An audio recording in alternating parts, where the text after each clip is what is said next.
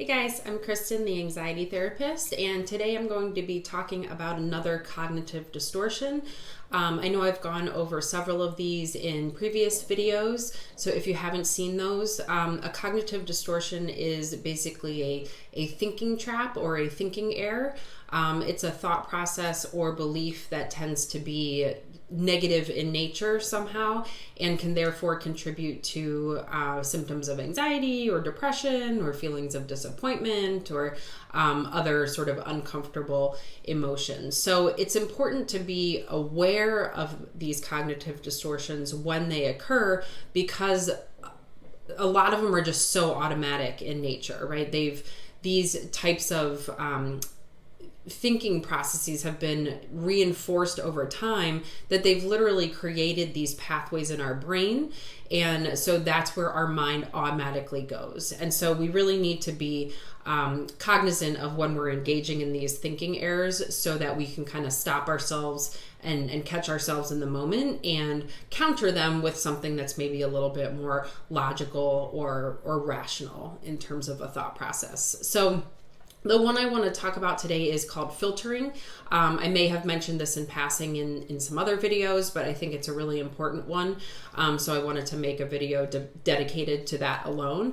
And so when we're filtering, it means we are taking all of the negative aspects of a situation and pulling those out and fixating on those and sort of dismissing or disregarding all of the positive aspects. This comes up a lot when we're being evaluated in some way. So let's say you got a report card when you were growing up and you had all A's and one B. Chances are that you really focused on that B and felt some sort of disappointment or regret about getting that B, but didn't really take into account that you had 5 A's. So, you're pulling out sort of that negative piece of information. This happens a lot too with work evaluations. So someone could get a raving review from their boss, but there might be one piece of constructive feedback or an area of improvement, so to speak. And so they're going to ruminate about that and disregard the fact that their boss said all of these other wonderful things about them. And this can happen in other areas of life too, not just when we're being evaluated. I had a client who had recently gotten back from vacation, and I asked her how her trip was, and she recounted everything that went wrong on the trip as opposed to telling me anything enjoyable that was happening. And this was likely due to her anxiety and those cognitive distortions that come with that. But it's really important to take note of when this happens, and if you do find yourself fixating on the negative, to really try to counter that by identifying something positive about the situation, because really it's rare for a situation to be 100% positive or 100% negative. And so there's always going to be something that we can pick out to sort of balance out our perception of a situation.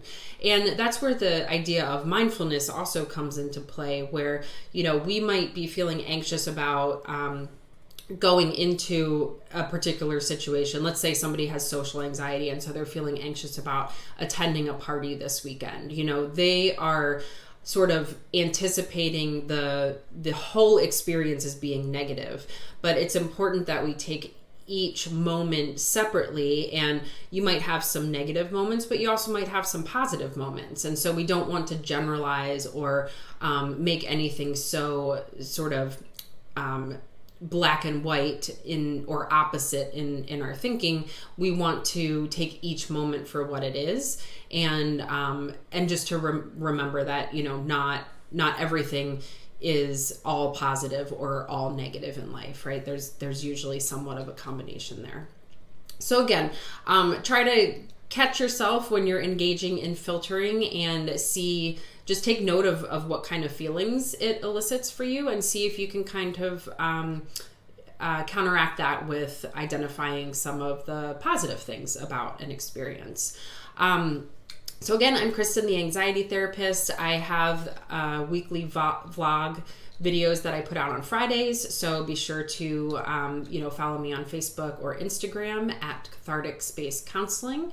So you have access to those, or you can subscribe to my YouTube channel called The Anxiety Therapist. I also post them on there.